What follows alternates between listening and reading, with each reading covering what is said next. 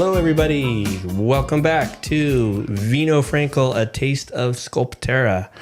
Happy to be back. This is our second episode.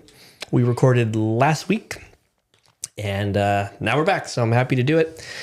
Again, this is a wine podcast where I talk about my experiences as a winemaker, grape grower, things in the tasting room. It's a lot of information, a lot of fun. So just read the description of the show again, because I know this is only the second episode. So just keep everyone on the same page here. So it's learn, have fun, and be entertained with Paul Frankel of Sculpterra Winery as he explores everything wine. From grape to bottle, Paul shares his 17 years of winemaking experience in the growing Paso Robles wine region. Each show features special guests, co-hosts, an eclectic group of industry professionals, wine snobs, wine lovers, restaurant owners, marketing personalities, and Paul's personal friends. Take a deep dive into Paul's method and madness as he embarks on the journey to make the best wines possible. Learn about Sculpterra's past, present, and future. Don't be shy. Ask questions. Comment below. Please like the video, subscribe, and pass the video around. Okay, so as you know, I've been talking, this last episode, I talked about how we're going to have a different co-host for each episode. Today, I've got our assistant tasting room manager. His name is Darren Brown. Darren, thank you so much for being here. Thank you. I'm just, when I've talked about and decided to have a podcast, I instantly thought of you because you are passionate about wine. I've seen you, tear a wine apart, look deeply into why a wine is the way it is. You've written really helpful handbooks in the tasting room that show every process of the grape growing and winemaking. You're a photographer, and you've taken pictures of me doing the winemaking process and the grapes and the vines, and again, the different stages of the grape growing season, which is awesome. And over the years, you've become our wine educator, which I think every tasting room needs someone like that the employees can come to and say, hey, what is a clone? What does the soil have to do with anything? And having you on staff is incredible that you're passionate about all the details about wine. You were hired back in 2015. Is that right? Yeah. Yeah. And what's great is I remember that you started out as a fan, and I think that's the way that it should be. You like a company, you like a business, you like what they're doing, and then you're thinking, you know what, maybe I can work for them. And like you said, you started working on Sundays, and you took more responsibilities. You started taking more time, started working more and more. But I remember one really fun experience before we get to your story in just a little bit. I'm gonna have Darren share his wine story, but I remember I think it was 2016 or 2015, where we did a rosé tasting, where it was myself and Darren and his wife Jamie, and I had them try rosé wines that I had just made, which we do Grenache, Mourvedre, and Syrah. We have 2 lots of Grenache, so it was four rosés total. But what was really great with this experience is we tried the rosé from those grapes, but also the counterpart, the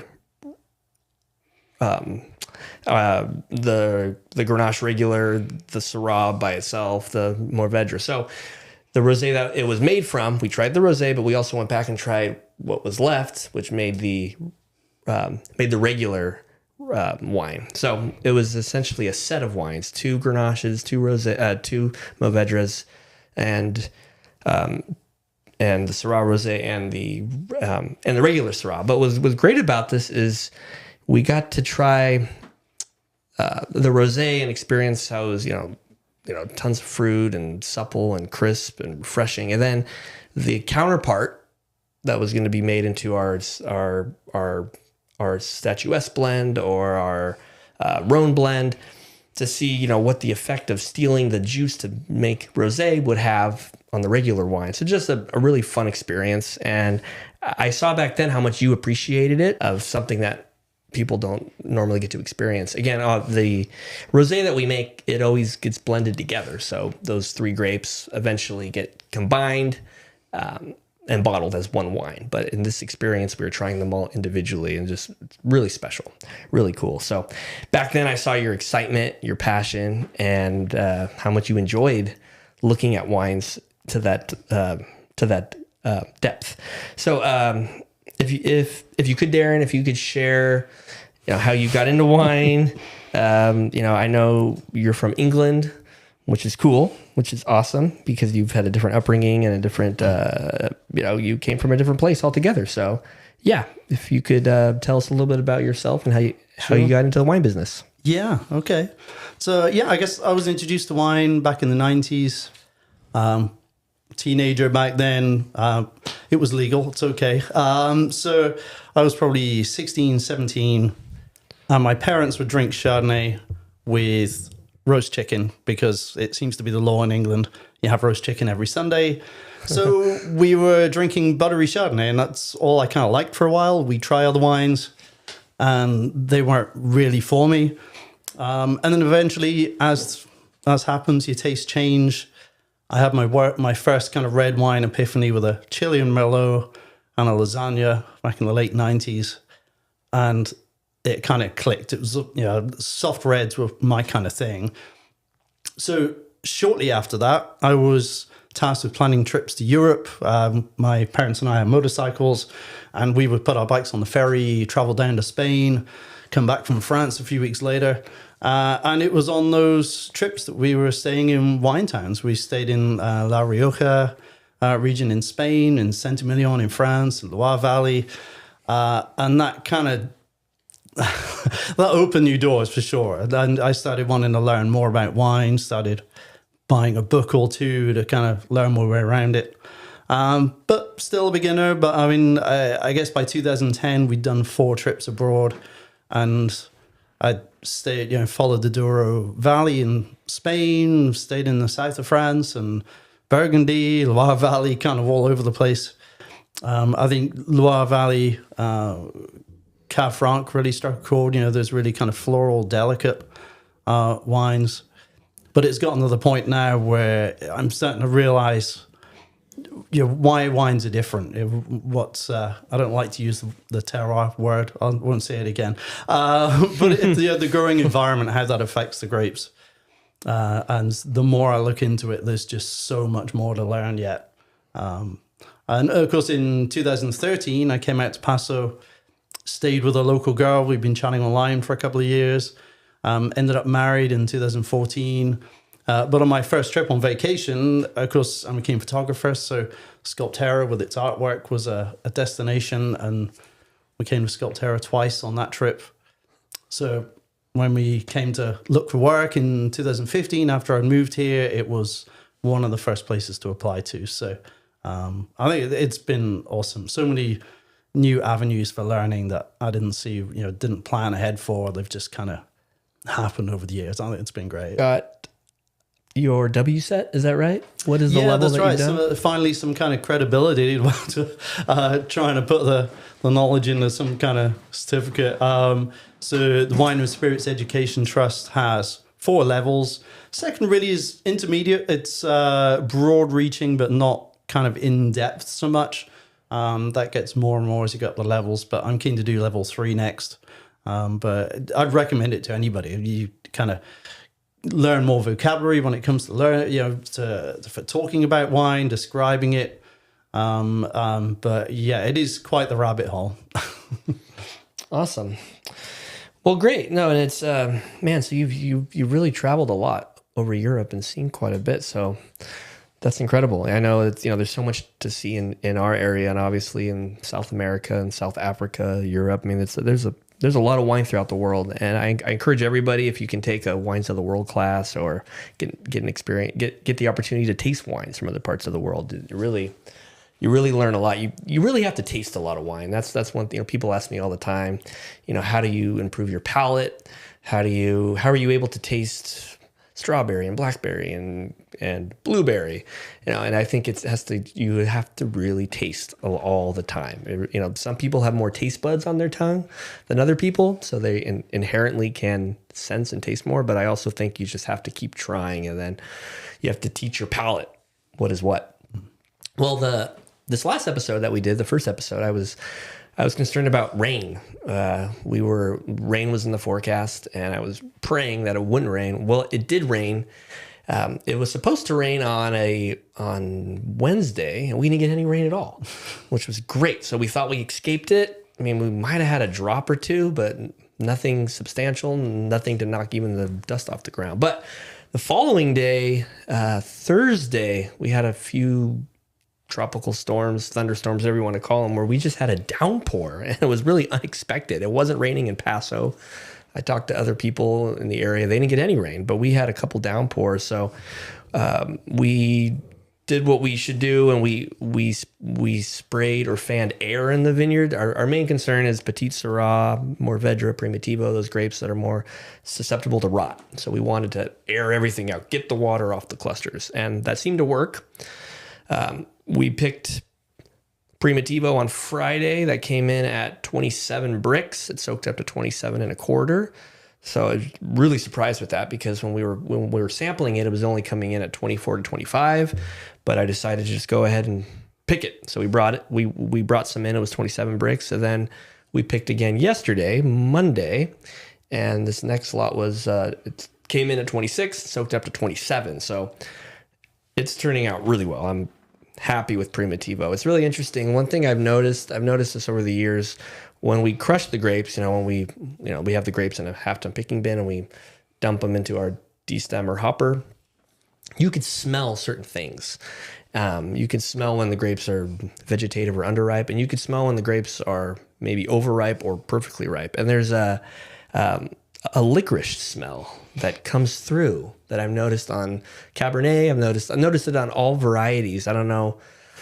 It's a weird thing to say, but yeah, there's a licorice candied smell, and I've smelled that when the grapes are ripe and pristine, and that's what I've been smelling with Primitivo these last couple days of processing it. So I think it's one of our better years. It's when you're processing healthy fruit that's fully ripe, it's exciting. And then you're like, well, we have more of that to pick. We just got started, and it's coming out great. We've only picked half the block, and now we're going to pick the rest of it. So you just know it's like opening a Christmas gift. It's going to get better, and we have more of it. Like when you're making a lot of wine and it's a lot of good wine, that excites me. That makes me really happy. So yes, we did get rain, but luckily, I don't think it's having too much of an impact. I know in France, Darren, they have good harvests and bad harvests. When they get hail, they get snow in some places, and they wreck the crop, right? I mean, that's what I've seen. Yeah. Yeah, those Atlantic coast areas where you get the storms coming in, they start in the Gulf over here, and by the time they get over to the West Coast, France, they can be pretty damaging and really affect the harvest. And their variation in places like Bordeaux, Burgundy can be huge. We're so spoiled that it's generally we just don't get problems through harvest. We're great growing conditions out here. Yeah, I forget who told it to me, but someone told me that what makes California special is we have a dependable summer. So we know it's going to be hot in the summer, and the grapes are going to ripen. Where in France, in particular, they don't have that. They don't have a dependable summer. They get rain all the time. I mean, we get rain during harvest, and it's this horrible thing. But I mean, in France, if it rains, just don't pick. Wait a couple days, let things dry out, and go pick again. But that's why when people talk about how French wines have good years and bad years, when you have a bad year in France, they don't harvest. When they have a good year, it means they made wine. When we have a bad year, maybe it didn't reach complete maturity, or we had a smaller crop size, but we're still making wine. We're still making good wine, maybe not to the expectation that we had wanted from the beginning. But in France, they miss entire years because of crazy weather. Yeah. I've been in Bordeaux region in September with pools of water in my fingertips and my motorcycle gloves. So yeah, I know that very well. Well, cool. Well, our last episode, I was going through kind of how I want this podcast to work and run, and we're going to talk about a few different topics each show. Like, we're talking about what's happening right now. We're harvesting grapes. We're in the middle of harvest. This is a super busy time, which I want to make time to do this podcast. This is important to me, and it's just busy, but we can do it. We can work hard and still have time to do an interesting podcast, and I have a lot to share. I want to talk about the world of wine. So this has been something that you and I, Darren, talk about a lot, which this is another reason why I wanted to start this podcast is young people. I still consider myself young.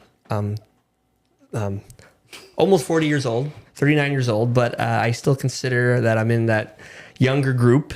And, we need to find a way to attract young people to wine. And there was an article written in Forbes magazine. This article was back in January, but just some really interesting things, especially with the baby boomers. They're the ones that are buying most of the wine, obviously. They're in their 60s, 70s. They're getting old. So baby boomers are also, they're consuming, as you get older and older, maybe you consume less because of health reasons, that sort of thing. So we're hoping that the young people fill that gap. That's the main thing. And the millennials, Generation Z, but you, Darren, you were telling me about experiences and how, young people and how we all want an experience. We don't just want to go to a place and taste wine, but we want to experience it. Yeah, for sure. And I think there's often, it's not just with wine, across the board, there's frequently this kind of disconnect between where wine comes from. And it's, I think it'd be really beneficial for younger generation to have an understanding of the work that goes into wine. We've got to have some kind of justification. If they're spending a lot of money on wine, it seems to be through that report. A lot of people they're buying beer, they're buying spirits, but not so much in the wine. And sure, a lot of it's expensive. So, and there's got to be some kind of justification for them to want to spend that kind of money for quality wine. And I think unless they've got some kind of understanding of what goes into it, why wine is so unusual in having this sense of place that so few other things do, I think that's an important part. And I think the wine industry as a whole has a responsibility to kind of impart this information rather than just go, here's a wine and that's it. Some kind of presentation, some information, some direction, I guess, for the next generation of tasters. Yeah, and you said something interesting. You said that the industry needs to work together. I think the industry needs to get behind the idea and the truth that wine is healthy. Wine in moderation, with food, or wine on its own, having a glass of red wine at night, or it's in moderation. It could be a healthy thing, and we all need to talk about that.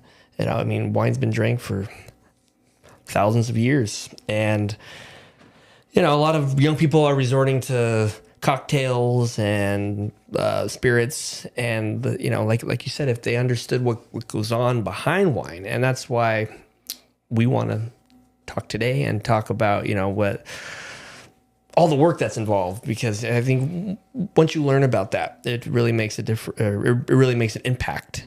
McMillan, who was being interviewed in this Forbes article, he said, "Wine is what young consumers want. They just don't know it yet." So that's what, like you were saying, Darren. If we can give people an experience of, wow, this is grape growing, this is winemaking, this is why this wine tastes dry, this is why this wine tastes sweet, or this wine has oak. If you really start to understand it, you're gonna want it. And wine tastes great. I said that during the last show, people asked me what's my favorite wine, and it's such a hard question because I like it all. I appreciate it all, and there's a lot to enjoy, a lot to pick apart. But the health benefits of wine, there's resveratrol. Have you heard of resveratrol? Yeah. Yeah, this is part of the anthocyanins that's good for your heart. It lowers your risk of heart attack.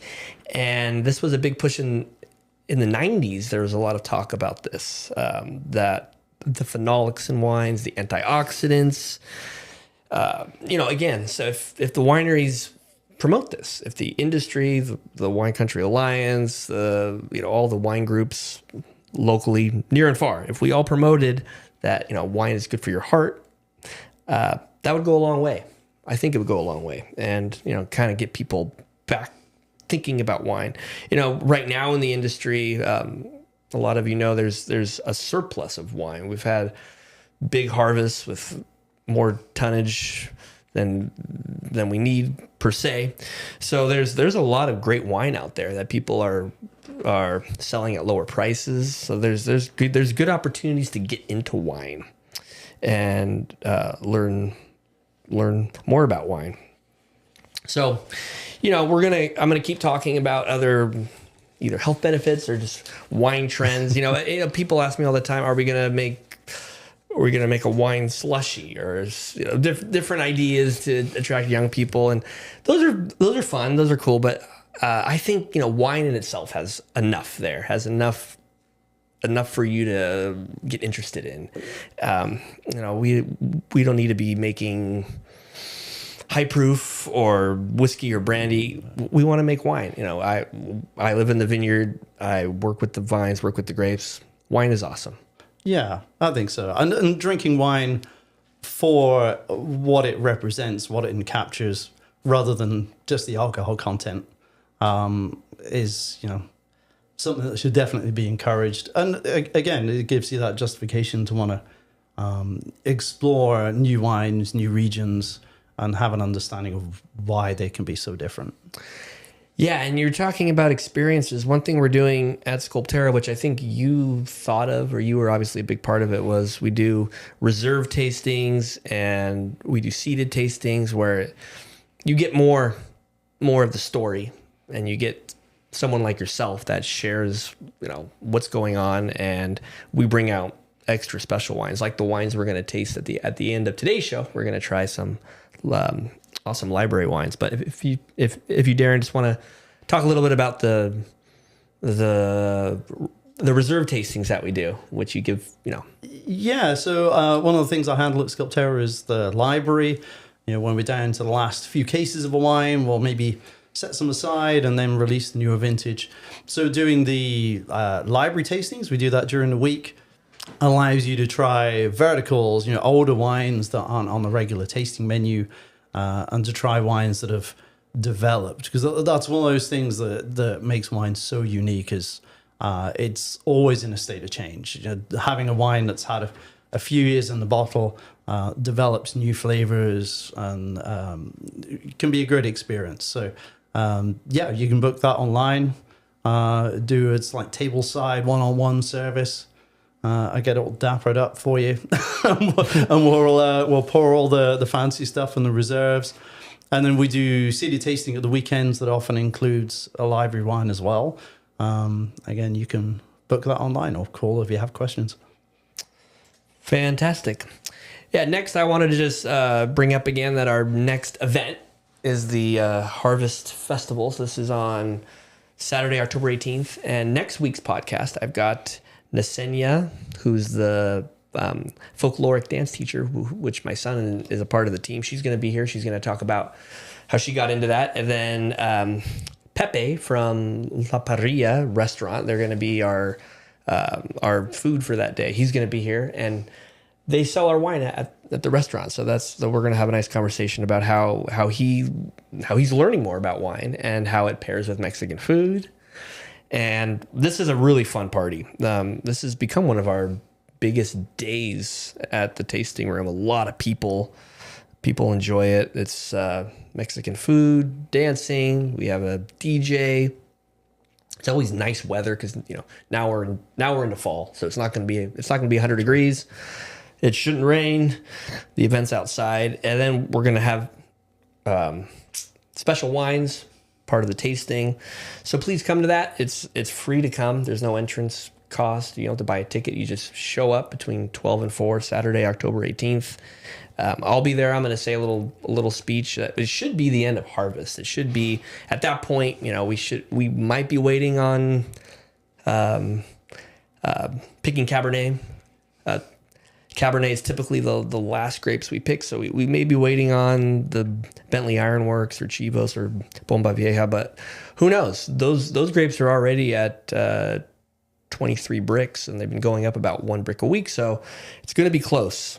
It's nice if we're done harvesting by the harvest party, because then the workers come and they can just relax and experience it and enjoy it. If we're still harvesting, they're tired and worn out, and they don't feel like going to a party. So we'll see what happens. It's going to be close, but this is a really, really fun time. So please come to that.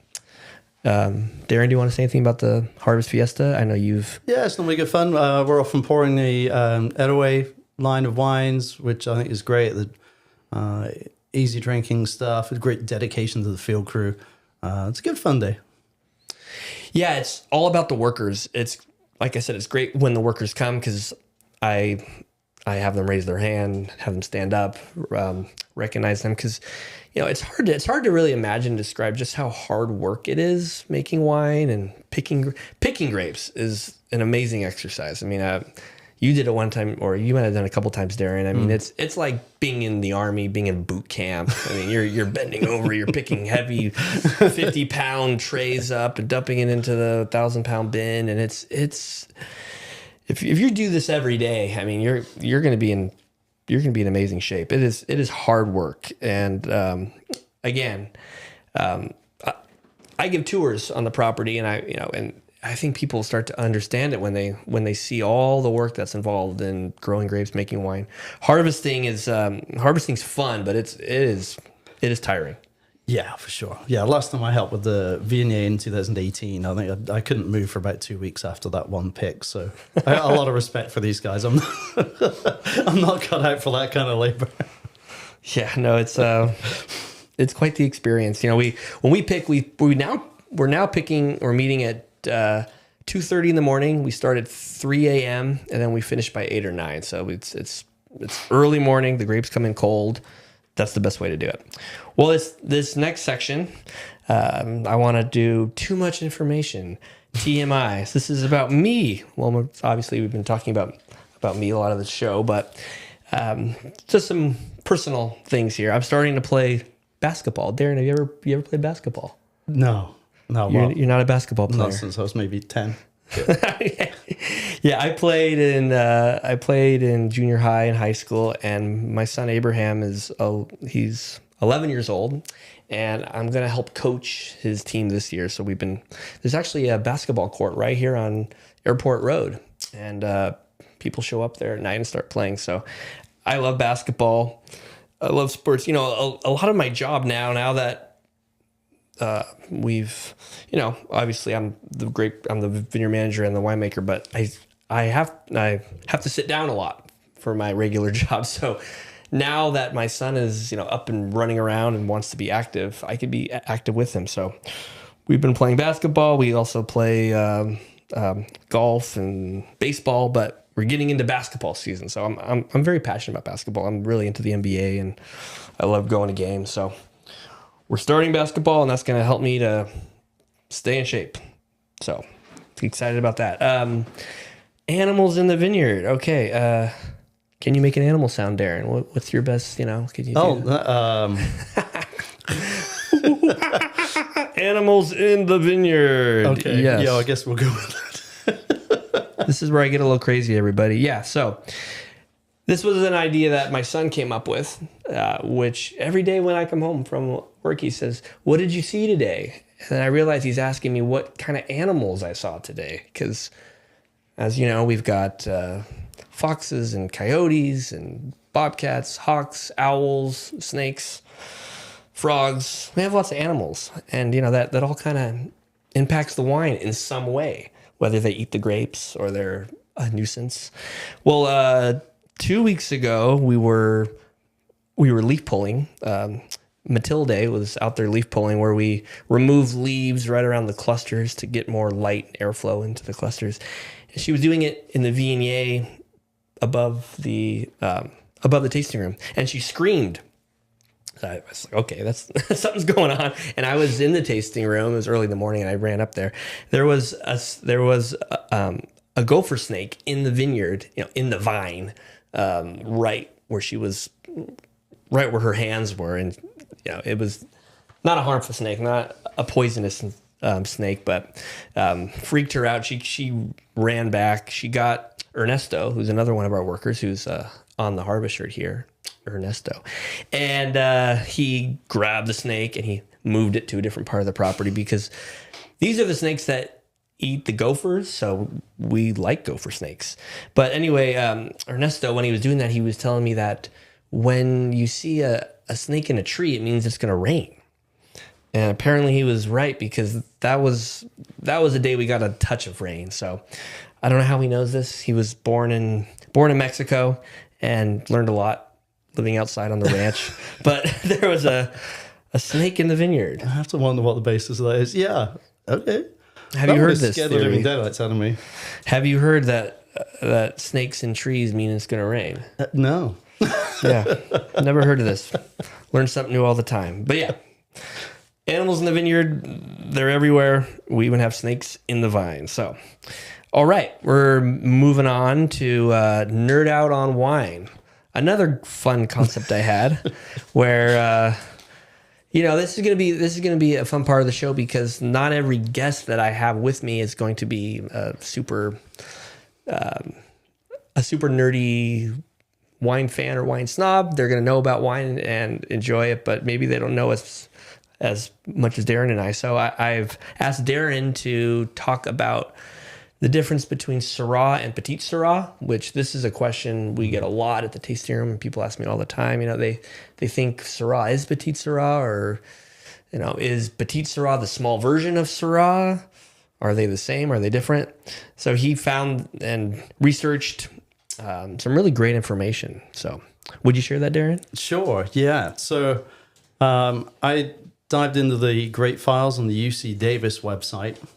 And I've tried to kind of compile this into something that won't bore everybody to tears. But we'll kind of go through the basics, because it seems to be in the 1800s, they either didn't know or they didn't really care all that much what they had planted. We end up with mixed vineyards. Combine that with synonyms. So most grape varieties have various names for the same grape. So 1870s, we have Syrah brought over to California. 1880s, we have Petit Syrah, except Syrah was already named Petit Syrah in some vineyards.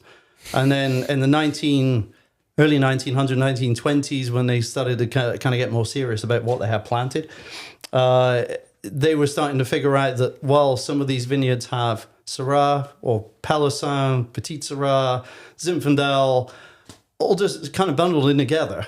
So it's all been really kind of muddied, and I've tried to straighten this out.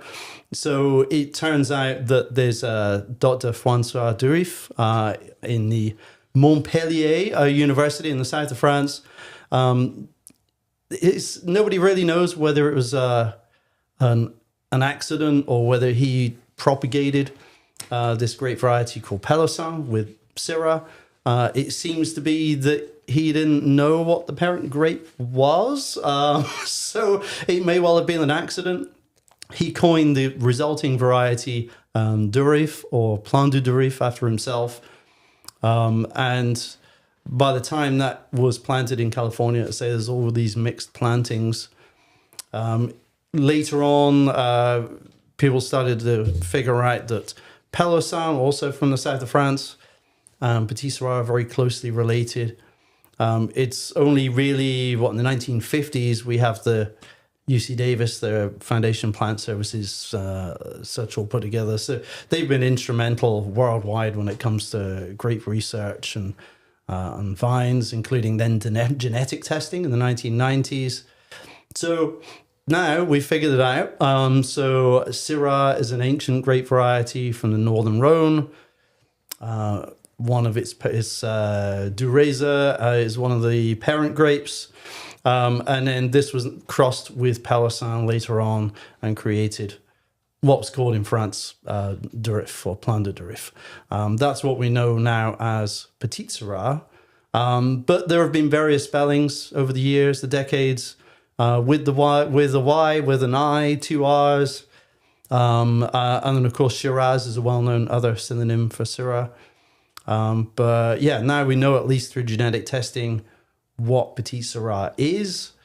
Higher yielding, great variety, and Syrah is one of the parents. But of course, they vary in the vineyard, and I'm sure you can tell me a lot more about how they vary in the vineyard and what the similarities and differences are.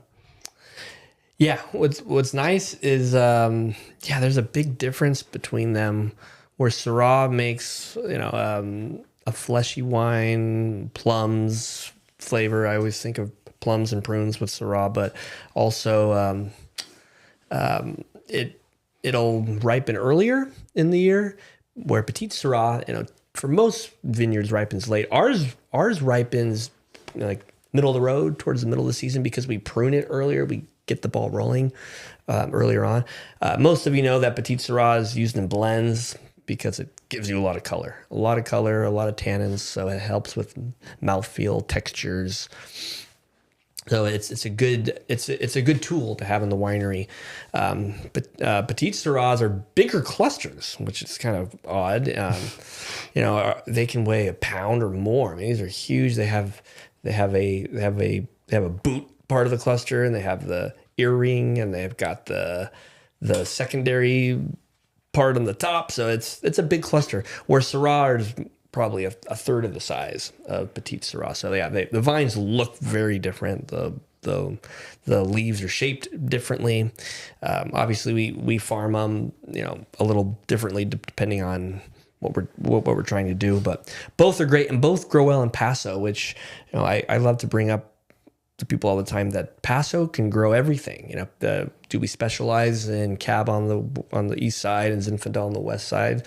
Maybe. Is there more Syrah on the west, and there's more Viognier on the east?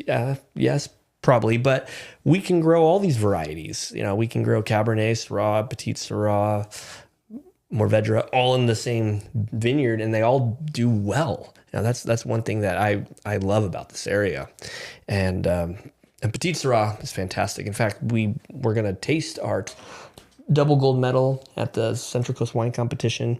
I remember it well, and it should be aging and tasting wonderfully. But before we get to that, I want to answer some questions from the mailbag time. So you have these questions, Darren. So basically what's going to happen, folks, is comment in this video below, ask questions. You can ask any questions. I talked about basketball. You want to talk about basketball? I can talk about basketball. But no, questions about Sculpterra, about our history, anything you want to ask, and we'll answer those on the air. So, but for now, I've come up with some questions that I typically get asked at the tasting room or when I'm out and about. Yeah.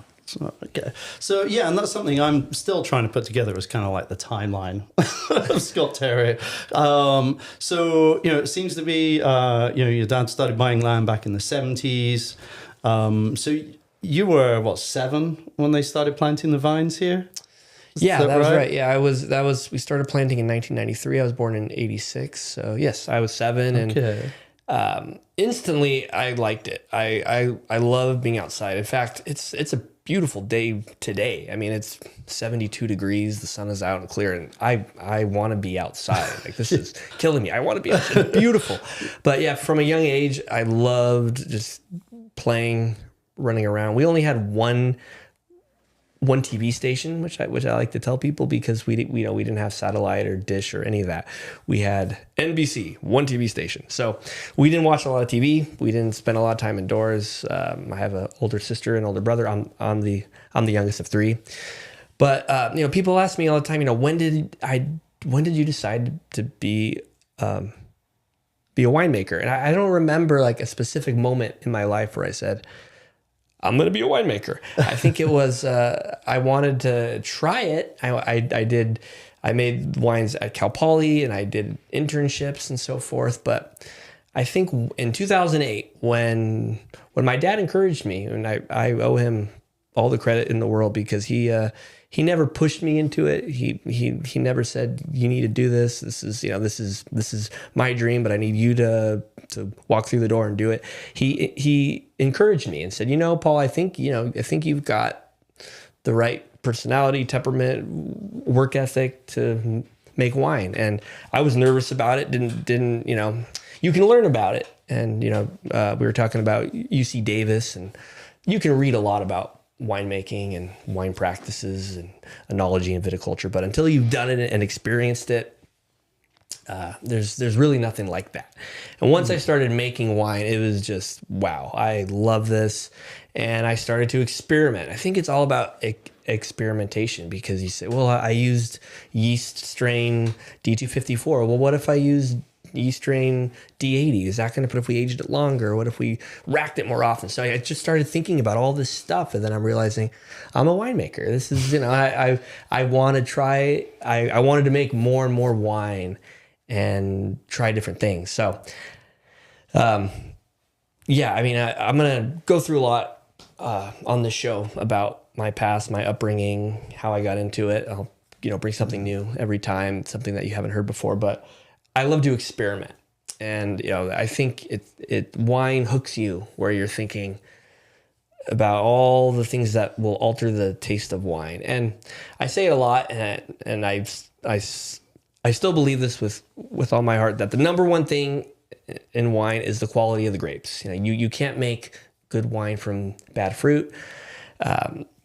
So you have to start with good grapes. And I think that was obvious to me in those first few years of making wine, 2008, 9, and 10, where we have excellent grapes. It's like, if you just step out of the way, crush the grapes, add yeast, do your punch downs, pump overs, whatever you're doing, let nature take its course, so to speak, it's gonna come out well. And then keeping things clean, like if you've ever made beer before, I know in making beer, like everything has to be clean and sanitized before you use it, after you use it. Wine is the same way. You have to keep your equipment sparkling clean to prevent any spoilage, anything from affecting the fermentation.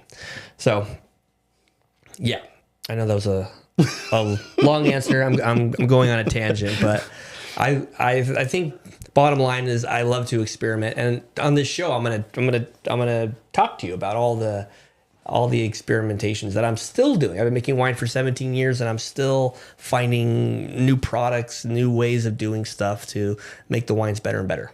Right, yeah. Because I've always had these visions of you, because you would have been, 10, 11 when the fruit was ready, and they're probably just selling fruit back then. And visions of you riding the tractor and helping the crew, showing interest. I think it's a great place to... No, it was an awesome upbringing, and like you said, initially we grew grapes and sold our fruit to other wineries, and I never understood, what happens after we pick. I guess it goes somewhere and it ends up in a bottle somehow. I never knew that process. So, that's once you start making wine and then managing the vineyard. So then you start noticing, if we grow the grapes and we make the wine, we can control the whole process to the best of our abilities. Obviously, there's weather and things that impact what's going on, but that also hooked me. Being a grape grower and a winemaker at the same time, we can, make the wines the best possible way that they can be made. Awesome. Sure. So, and I noticed your shirt. I know every year we have a different harvest shirt. So what's the deal with this one? Yeah, thought this would be fun. I thought of this back in 2014, where, because we're all, us workers are together every day. We're working 12 hours a day sometimes, so it's long days. And I thought, it'd be cool if we had a harvest shirt. Like this is us, this is our crew. We have a harvest uniform more or less. So everyone gets 3 or 4 shirts. It always has a Spanish phrase. We've got we've had échale, órale, different fun phrases.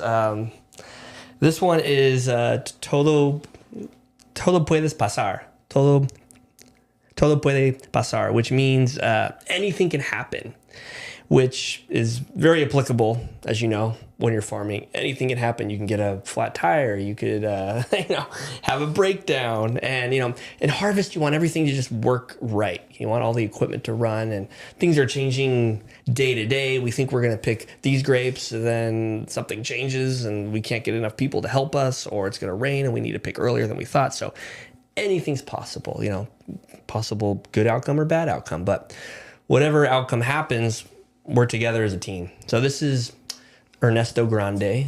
We call him Ernesto Grande because he's big and tall, and he has his son, Ernesto Jr. And he's the mechanic of the group. So he can fix anything. He could do any job.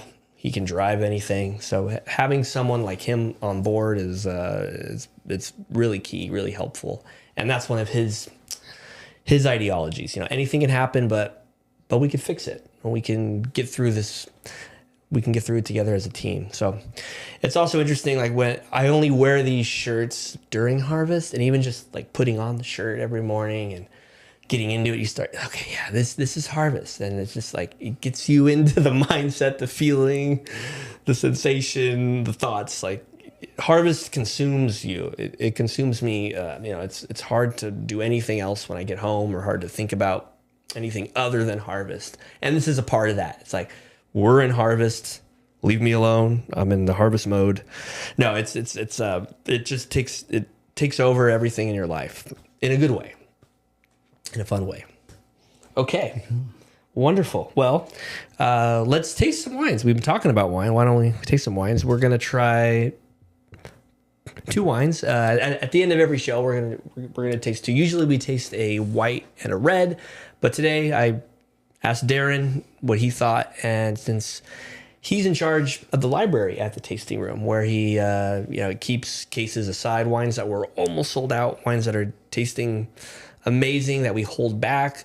We tell people that we're sold out of wines, but if they ask us enough times, we'll say, you know what, we have 12 bottles left of Mourvedre 2009, and it was our first vintage, or whatever it is. You need to taste it. So you want to introduce these wines, Darren? Sure, yeah. So we got 2 wines here. We're going to start off with maquette, French word for prototype sculpture, and it's Paul's take on the Bordeaux variety blend. I often hear people say Bordeaux style, but what is Bordeaux style? So this is a blend of Cabernet Sauvignon, Cabernet Franc, Merlot, and on this one it was 8% Petit Verdot. Yeah, that was one of the first years of the Petit Verdot vineyard. So it might have been the first year that we made Petit Verdot. Right. It's a 2018. Currently we're pouring Maquette 2021, and a lot of our wines are 2022 and even 2023. So we're going back in time to this harvest, to the 2018 harvest. So and there's 2 cases left. 2 cases. This very limited supply. Maquette. Okay, Miguel, you're back there. Would you like to try a little bit? Yeah. Hop on over. Yeah, last episode you guys met Miguel. He's the owner-operator here at the Paso Robles podcast studios, and he's doing everything that you don't see. Thank you, Miguel. Thank you, Miguel. Okay.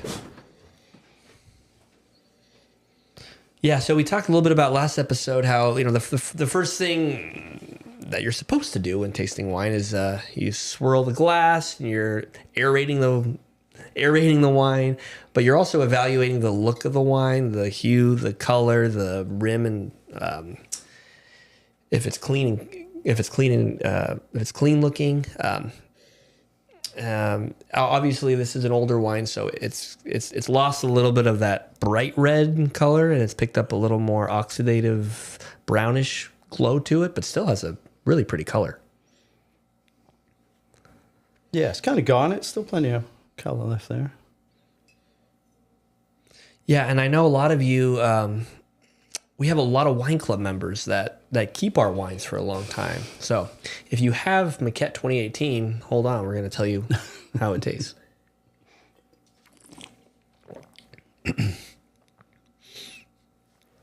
Yeah, I think this wine's holding up really well.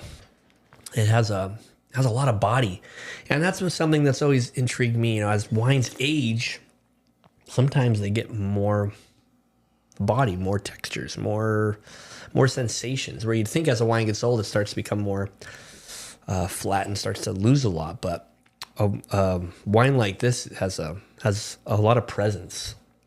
Yeah, still plenty of balance on the palate. Wow, very nice.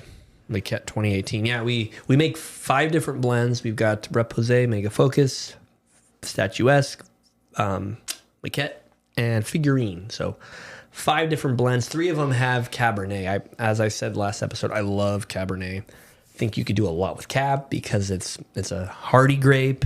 It's tannic and dry and astringent, but yet it has a lot of dark fruit character to it. Maquette. So yeah, a lot of plum, a lot of cherry. Is there some French oak on this one? Yes. Oh, yeah, 14% new French oak. So there's a kind of clove tobacco thing. I love that from French barrels. Yeah, you know, it's funny too because I spend a lot of my day with the young wine, either topping barrels or blending. So I taste young wine often. So when I get a chance to try our older wines, it's like I still get a lot of the same tastes and flavors, but then you get a plethora of other things coming into play. This wine is not done yet. You know, as I mentioned before, you know, wines have their peak. They have that curve where they get better and better, reach their peak, and then they start to develop auxiliary or post flavors where it's not bad, but they start to gain mouthfeel and texture. They lose their youthful fruit. This one I still think has a lot of fruit, so I don't think it's reached its peak. It's tough to say, but if you have an 18 Maquette, if you had 2 of them, you could open one now and keep another one for another couple of years and see how it changes. But a really great wine. I'm very happy with how it's aging. Yeah, that fruit's still got plenty of freshness to it. Just a little of that tertiary or bottle aging development, which is where I'd drink it. It's probably sometime between now and the next couple of years, but yeah, I think that's phenomenal. Okay, our last one for today's show is Petite Syrah, which is great because we've all the Petite Syrah. This is the 2019 Petite Syrah. I will pour it. Mm-hmm. Okay. Such a good color. Oops. We're spilling wine, Miguel. I'm so sorry. Petite Syrah 2019. Yeah. Yeah, if you're going to spill one and the pouring, it's always the Petite Syrah. Guaranteed. Okay. Yeah, so this is 19. So we planted this vineyard in 2005. The first crop was 2008. So at this point, it's 11 years old. But it's the 6th leaf, the 6th year we got grapes. So I think at this point, the vines are coming into their own. They're producing consistent taste and flavors. But if you were going to age any wine at Sculpterra, Petite Syrah is probably the best candidate for aging. Yeah, one thing I like to tell people when we're tasting Petite Syrah is it's almost a neutral grape, meaning it has character, it has fruit tones and herbaceous qualities, and sort of takes on whatever you're aging. So I always do a lot of new oak, a lot of American oak, which really gives you a lot of coffee, chocolate, smoke, tobacco, spicy notes. So to really impart well into a wine like this. Yeah. You use barrels from AP, John, for this one? I seem to remember there was your favorite barrel that you use on the Petite often. Those are amazing. Those are American barrels, but they're coopered in Australia. So they're Minnesota oak, Pennsylvania oak, Appalachian oak. They ship the oak to Australia. They leave the wood out for 24 months or 36 months to let them season in the weather. The rain will leach out the harsh tannins from the wood, and then they put the barrel together in Australia. So the climate of Australia with American oak, it's a great pairing, and these are just fantastic barrels. They're not overbearing, they're not over the top. They just complement the wine beautifully. Yeah, I love the color, the deep purple. That's great. Yeah, very different from the maquette. This doesn't have the maquette had a lot of different textures all happening at once, where this one, like, you get a lot in the front, you get a little on the side, but then it's all in the finish. It has a nice long finish. Yeah, there's a lot of tannin up front, but that fades and it's super smooth on the tail end. And yeah, again, I mean, you really taste wine with your nose, and this wine has an incredible smell to it. Really developing nicely. Yeah, currently we're selling the 2020, what is it, 22 Petit Syrah? 22 current, yeah. Yeah. And then we've got 23, which I'm bottling in February. That's going to be 900 cases. We bottle a 23 Petit Syrah. And I'm really excited about that wine. That was the year with all the rain and super ripe crop, and it's higher alcohol, but it has a lot going on. I'm really looking forward to the 2023 when we bottle it. Yeah, I like how you treat the Petit Syrah, because it's not as some Petit Syrah can be monstrous and be huge wine, but this it's more refined, I would say, than most Petit Syrah that I've tried. Very clean in style. Is there something in the production that makes for that? Is it because you're not doing like cold soak or anything with the Petit Syrah? Yeah, we typically just do a 1-day cold soak and add yeast the end of the second day after it's been cold. Yeah, keeping it cold is really key. And I think picking it when it's cold, picking it early in the morning, getting it to the winery at the coldest temperature, getting it to in the 50 degrees, 55 degrees has a big help to it. Then we've got the yeast. So Percy yeast, which was only developed a couple years ago. I think it was derived in South Africa. Percy, that is a great pairing with Paso Petit Syrah. I think when you select which yeast to use on which grapes, it's really imperative to know like which yeast creates which flavors in which wine in which part of the world. So Paso Petit, as you know, it gets really hot in Paso. These grapes come in very sweet, can make more of a higher alcohol wine. So selecting the right having a yeast that will complement a hotter climate and kind of mask the alcohol is really key. And that's this yeast. This really does a good job with that. And then we like I said, aging it in mostly new oak barrels is really, really beneficial on the wine. And again, keeping everything as clean as can be, keeping the barrels topped. We don't rack the wine a lot. I think that's changed a lot too. I think in the early 90s or early 2000s, a lot of winemakers would rack wine every 4 months, every 6 months, where we only rack the wine one time. When I say rack the wine, I'm talking about where we pump the wine out of the barrels into a tank, clean the barrels, and pump the wine back in. So you just remove the wine and then put it back in. But the more you do that, the more you expose the wine to oxygen. So the less you do it, the more you're preserving the natural fruit flavor. But the less you do it, the more reductive the wine could be. So you do want to add oxygen to the wine at certain stages. You don't want to over oxygenate it. So I think racking it one time throughout its life in the barrel is also really key to preserve the flavors how they are. Right. Well, this has been a lot of fun, everybody. I know this has been a longer show. We've gone over a lot of topics, had a lot of fun doing it.